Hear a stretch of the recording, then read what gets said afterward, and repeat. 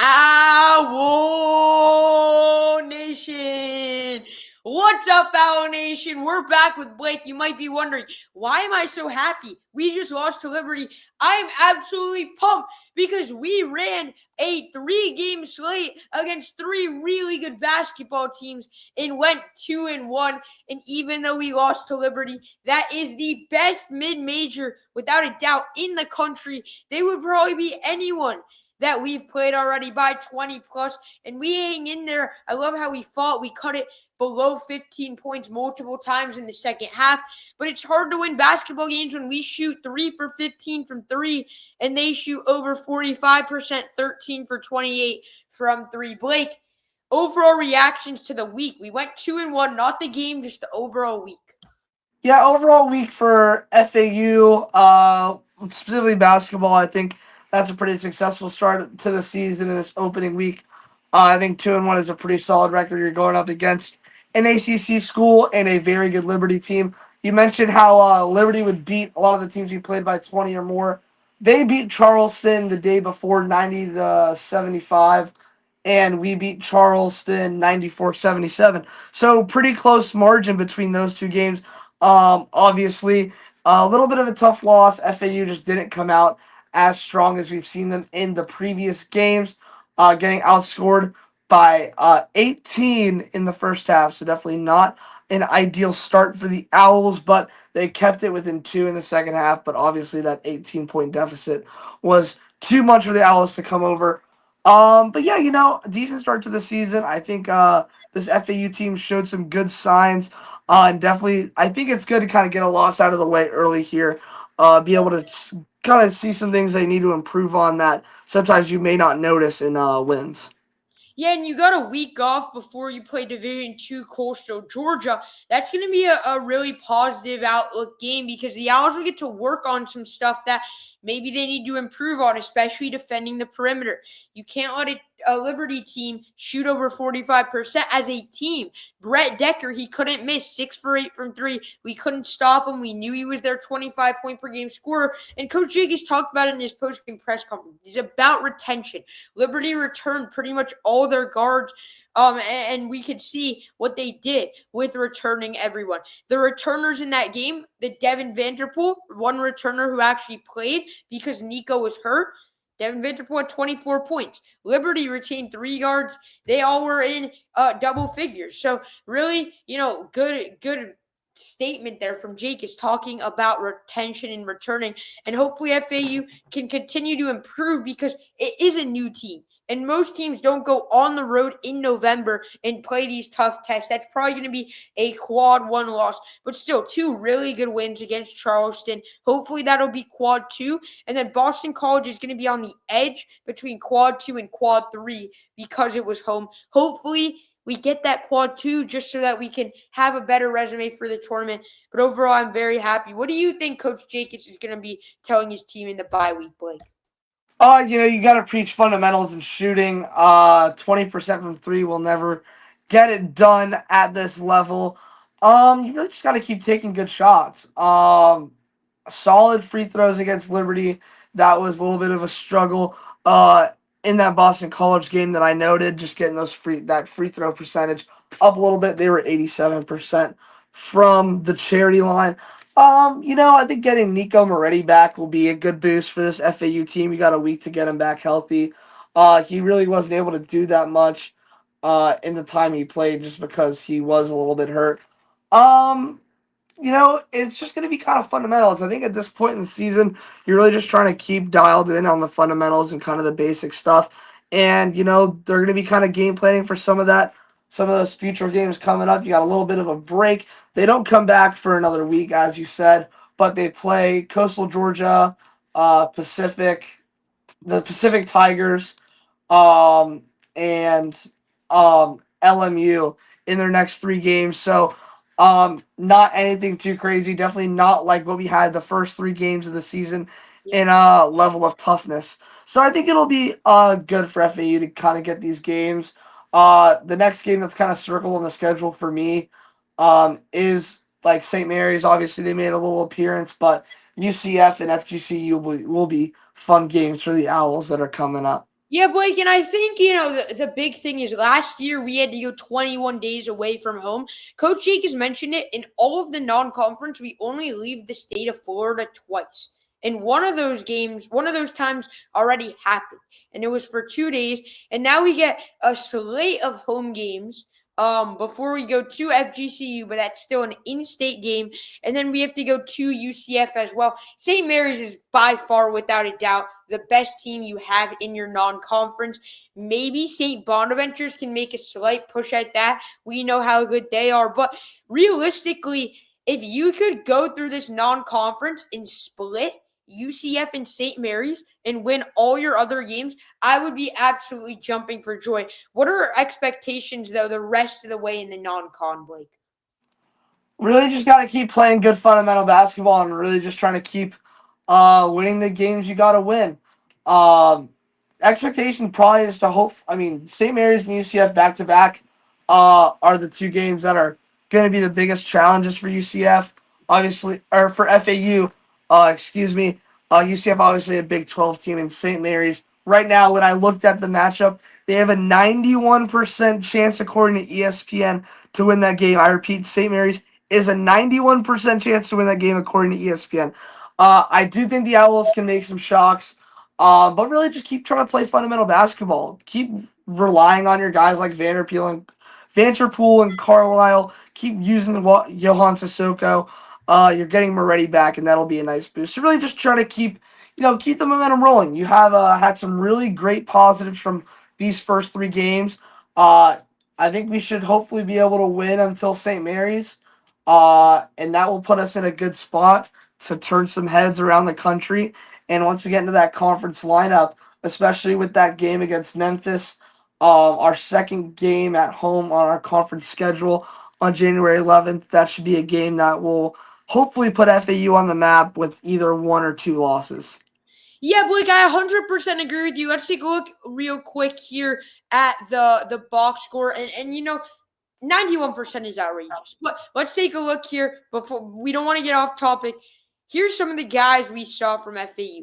Why is Amar getting 6 minutes? He's not hurt. He shot 100% in the scrimmage, 17 points, and then we haven't seen any of him.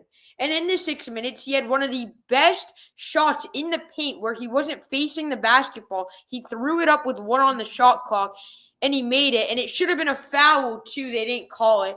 Why is he not getting more playing time? Nico Moretti, look, I love the guy. I think he's getting too much playing time. That plus minus stat is not very solid with him. Yes, he got hurt, but he's really not contributing. Look at that 21 minutes and 1 point. That's not what we want to see. Yeah, I mean, and you look at Amar Moku, 6 minutes and 8 points. That's a guy you want to leave on the Yeah, court. I mean, I sorry to that's cut what you I'm off, saying. but you gotta like Jakis has to be aware of who's playing hot at the right times. I feel like when you're a coach, you get stuck with the main guys. You gotta play who's got the hot hand. Yeah, and Amarum Ku has just proven the whole year, he's getting such little minutes and doing so well. Like, I get it. You want to play your returning guys, and Jacobs is so high on that. But Moretti getting 21 minutes and scoring 1 point is a little bit outrageous to me. I think that, he's a good passer and everything. The offense runs to him, through him, but also he plays so slow.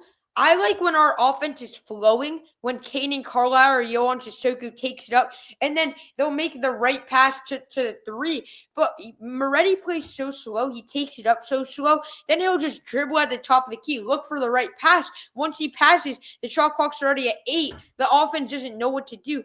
I feel like the offense doesn't have design plays. Like, we're not sure what our identity is. What do you think our identity could be going forward, Blake? It's just tough to say at this point because with FAU, you can either try to lean into their bigs because you got your big guys, your 6'11", your 7-footers on the floor that can make a huge difference. You have Johan Sissoko, who's a big guy, also a 3-point shooter. And you have some pretty shifty guards. Overall, FAU would lean on the bigger side of most college teams, I feel like. And you can take the information as you wish, good or bad. I think FAU just needs to utilize their size more. There's not a lot of teams that are going to be able to defend a 6'11" player on the floor. and a 7-footer on the floor at the same time. It's very, very difficult to stop that. So I think if FAU kind of hones in on working their offense, kind of like forcing teams to size up against them, and also having the ability to flip the pace with some speed, that's where we could see FAU really unlock their full potential with this offense. I feel like it's FAU has to try to um split what they want to do kind of between like games or in game. Like if they feel like this other team is kind of pushing the floor with some pace, put in some of the smaller guys and get a little speedy. But if you're able to just control the game through your big men, I think that's such a key. So if FAU can kind of find a way to work their offense around their big guys, they should have a pretty successful rest of their season on the offensive side of the ball. Yeah, Blake, and speaking of the bigs, if you look at the bigs at the top of your screen right here, you have Williams and Pinto. Both of them got 15 minutes or under. I don't like to see that. Yes, we're down. We want to play guards, but something that me and Sebastian were talking about and ranting on before the game is Liberty's tallest player on their entire roster is 6'8". So I get it. You're down a lot. You want to play your three-point shooters, but why not play the game through the bigs? And we didn't seem to do that. Especially, like, the game's 40 minutes long. You're telling me you're giving Pinto 13 minutes? That's less than a third of the game. Yeah. Like, some of these subs, some of these playing time, some of the coaching, I have a few questions with. Coach Jake has talked about it when I talked to him after the game, that it's actually Coach Fee that's making the subs and that he's focused on the game. But, that it seemed like he was blaming Coach Fee, not to start anything up there, but maybe they're going to have a little bit of a talk, figure out more of the game plan there. But let's get into some football, Blake, because, big win. I kind of feel like FAU being 4-5, I feel like the team overall is better than their record. I agree with you on that one. I can definitely agree with that. I think this FAU team has showed a lot of promise. I mean, they beat a UAB team, obviously, clearly not the same one coming off of the firing of their head coach. Look at some of the losses. Memphis, obviously, we were both at that game. The score does not tell the full story of that one. Navy, they gave us the work a little bit. They're a great football team, and they have obviously tough loss to Notre Dame that they had, but they are pretty much holding down that number one spot in the American right now with a 5-1 conference record. But they do have some tough games coming up versus South Florida. And North Texas is still on their schedule, I believe. A good win against Tulsa on homecoming. You got Tulane on the road, and you end the season with 2 home games. So hopefully FAU can kind of build some momentum. Hopefully you win 2 out of these last 3. We did say even before the season that this Tulane game was going to be a tough one for FAU going on the road to New Orleans. But they have an opportunity to kind of ruin their playoff hopes. If they fall to 4-2 in the conference, that'll pretty much knock them out of the championship contention. And as you said before the year, both of us thought that if you were to win this conference, you have a chance to be the G5 bid. The only other team, and we kind of talked about this before, can kind of get that spot was James Madison. We'll see how the committee kind of works it out, but I think that FAU can play spoiler to East Carolina and Tulane, who both only have 1 conference loss right now. So those are 2 teams both on their schedule. Playing spoilers fun. FAU's got nothing to lose, so hopefully they can play with some heart and some effort and take this Tulsa win further. Yeah, Blake, I wanted to say this, though. It's like these last 3 games are so hard. They're such hard games that we have to play. UConn's like insane. UConn is a top 15 team in the country, in my opinion. Top 20, at least. Just look at what they've done this year. Look at what the UConn Huskies have done. Every single game that lost to Delaware and lost to Rice by 3. And you just said they're a top 20 team in the nation, JJ. Yeah, they are. Let's look at what they've done recently. Here, I know Blake doesn't agree with that take. That's We'll get into it, but let me make my point here. Let me make my point, and then I'll let you rebuttal here. Okay. Look at UConn right now. What a win over Duke. Duke can make the college football playoffs. Duke controls their own destiny out of the ACC. They have 1 ACC loss. You get a huge win against them. You beat UAB. Yes, a loss to Rice. That's on the road. We know how hard Rice is. Rice is a very tough, tough place to play. But then you destroy Boston College. You absolutely wreck them. You beat them by 20 or 15 points. You destroy FIU. That's a team we lost to. They beat them by 40 plus, Blake. They beat them by 40. We lost to them by 10. Look at that, Blake. That's more of a testament to FAU than it is to UConn. And then you destroy you get a big win over Buffalo, a big win over Ball State, and a big win over CSGU. Look, you can't deny Duke and Boston College. Those two ACC wins are not good wins, and then beating FIU by 40. This is a really strong UConn team. Okay. I will say they are a strong team. I mean, at Rice, are we serious? That is a terrible loss for this UConn team. I know it's only by 3 points, but you can't afford to lose that game because if you don't lose that game, there's an argument. If you don't lose the Rice game and you don't lose the Delaware game by each 3 points, they have an argument to be in this college football playoff with how this landscape is shaping up. Obviously, an independent, but they will be moving into a conference next year, if I'm not mistaken. Are they? I think they're going to the MAC or Yeah, something yeah, like that's that. what I saw too. It's gonna be like a basketball Big East thing, football MAC. Yeah. So they're going to be playing some conference. So maybe next year they could have gotten a little bit from the MAC, but there's definitely a solid team. This FAU team does have a tough schedule coming in. Yeah, Blake. All teams are winning records, so. Yeah, I'm not sure if it's officially official. The last time I looked up, it said UConn will not be. But yeah, I mean we'll see what's gonna happen. They'll be joining pretty soon. Let's talk about the college football playoff chat. And FAU has something insane to do. You could spoil two teams. East Carolina is still in the hunt. Tulane are one of the favorites. I would say Tulane and USF are the two favorites to make it.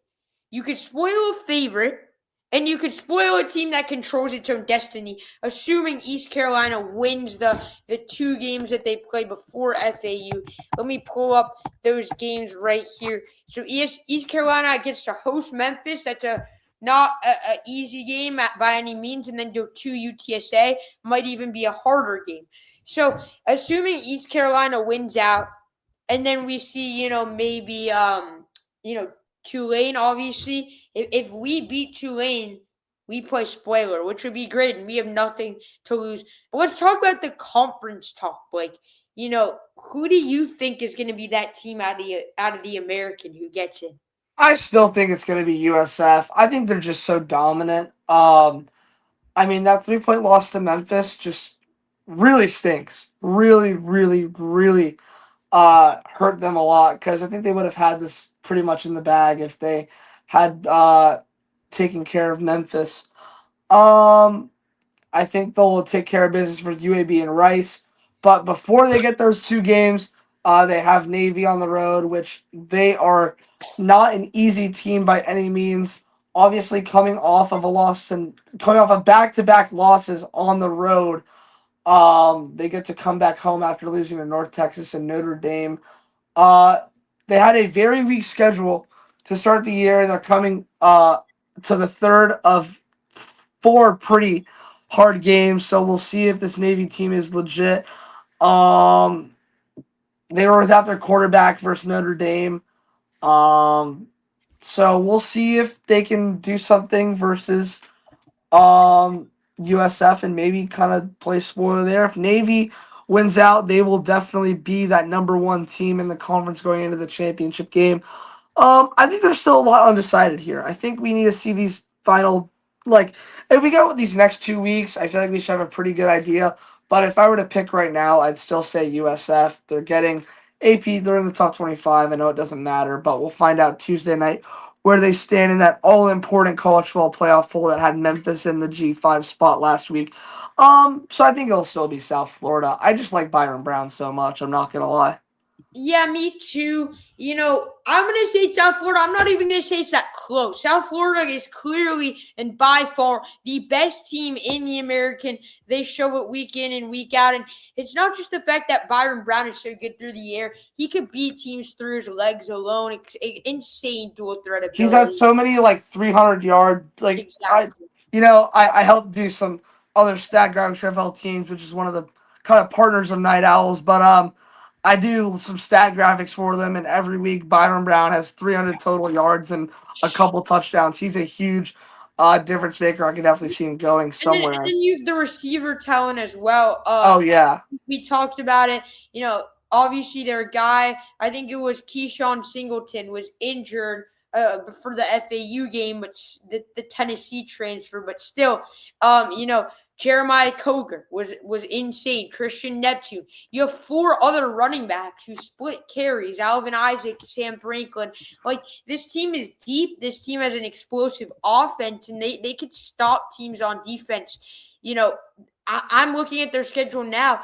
They haven't let one team in conference play.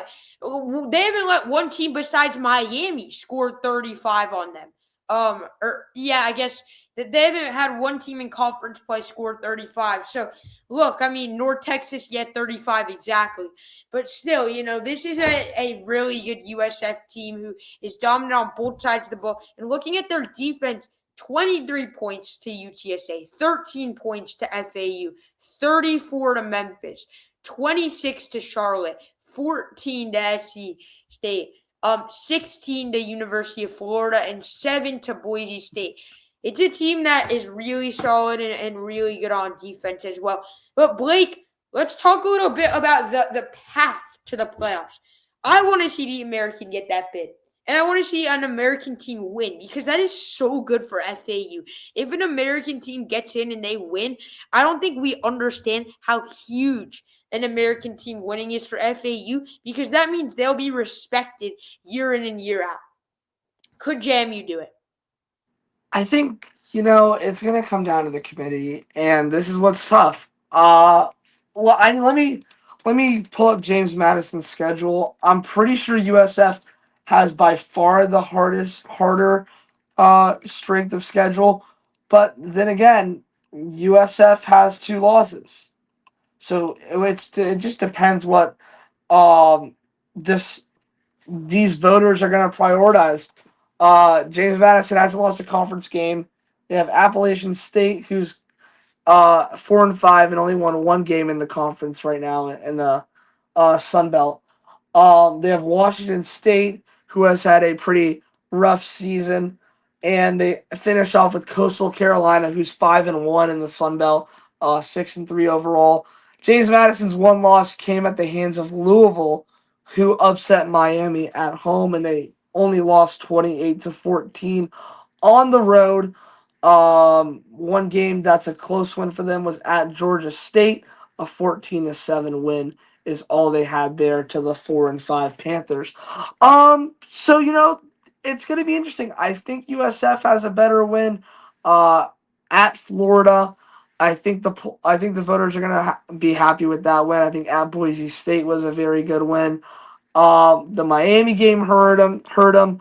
And the Memphis game really hurt them more than the Miami game. They could have afforded to lose that Miami game and still had a pretty good shot of being a shoe-in. We'll see. I think it's going to come down to the committee, though. I'd still pick South Florida just because uh, James Madison is going to have a tough game against Southern Miss, most likely, in the conference championship. And that is another really, really good football team. Their only losses came at the hands of Mississippi State and Louisiana Tech. They haven't lost in conference. So we'll see how the rest of this plays out, but it'll be interesting. Yeah, it will definitely be interesting, Blake. I think the question is if South Florida and JMU both have one loss, obviously South Florida gets it. If South Florida has two losses and JMU has one loss, that's where it's close, but South Florida still has the edge. If an American Conference team with 3 losses wins, that's when you put JMU in. But we're going to see who wins the conference because, East Carolina still technically has a better shot at winning the conference than Memphis does because East Carolina's one loss. It's really dicey. Are you going to put a 9-3 ECU team or even a Tulane team? Are you going to put a 10-2 Tulane team who got embarrassed against Ole Miss over a James Madison team? And James Madison, the one team that they played, the one loss was by 10 to Louisville. Louisville's a top 25 team in the country. Louisville Yeah. is clearly a really good team, and they kept it very close with them. So that's going to help. And James Madison also is just used to being so good. Like they're every year for the past 5 years they've been in that conference consideration. So me personally, it's tough. It is tough indeed. But do we have any final thoughts, anything we want to bring up before we wrap today's show up? You know, overall, I mean, I think I agree with all of it. This definitely is going to come down to the wire here. Um, Gosh, I mean, there's just so much to talk about in this college football landscape. Especially at FAU. Obviously, I'd like to congratulate a couple of the other sports teams with a great weekend. The soccer programs had some success, winning Volleyball. the conference. Volleyball also, so that's good for the school overall. Um, if the entire American Conference, especially FAU, can kind of keep it up, they definitely will garner some more respect. Uh, in the nation, and could definitely see some other teams move up soon with all this conference realignment still going on. Yeah, I mean, let's just see how this season finishes out. Let's cheer on our Owls. Hopefully, they can play spoiler in football, and we'll see you in a week for some more basketball content. I'll definitely be there covering some Owls basketball when I have the chance. It's going to be a great end of this year, going into winter, getting into spring. A lot of great stuff, all from FAU. Man, love to hear Blake. As always, ladies and gentlemen, Owl Nation are the best fans. Post Charleston game, me and Sebastian went live. 250 people in here. Was so pleased with that. We want to see you continue to show out. We are the #1 FAU podcast. We are surpassing all the records by some of the other FAU podcasts. So make sure to continue to help us. We couldn't do this without you guys. Blake and I are so appreciative of it. And I couldn't do it without the best co-host in Owl Nation, Blake Quillon. So thank you so much. We'll see you all in the next one. And as always, baby, go Owls. Let's go, baby.